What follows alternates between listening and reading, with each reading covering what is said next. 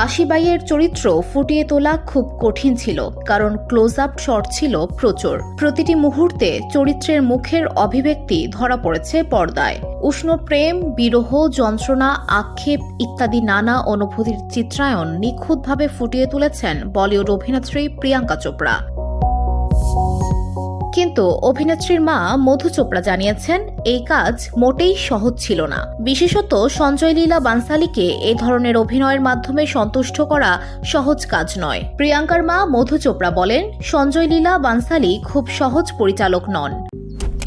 Malaysian প্রযুক্তিতে তৈরি অত্যাধুনিক cleaning machine modern vacuum cleaner যে কোনো ধরনের ধুলো ময়লাকে পরিষ্কার করে ঘরকে করে তুলুন চকচকে ও আকর্ষণীয়।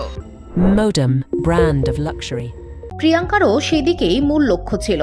শুটিং ফ্লোরে অভিনয় ছাড়া অন্য কোনো দিকে মনোযোগ দিতেন না তিনি।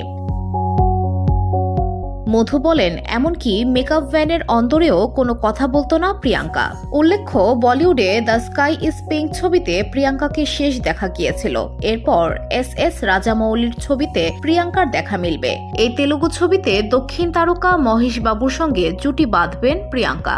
একাধিক ভাষায় ছবিটি মুক্তি পাবে। VOD Bangla news desk.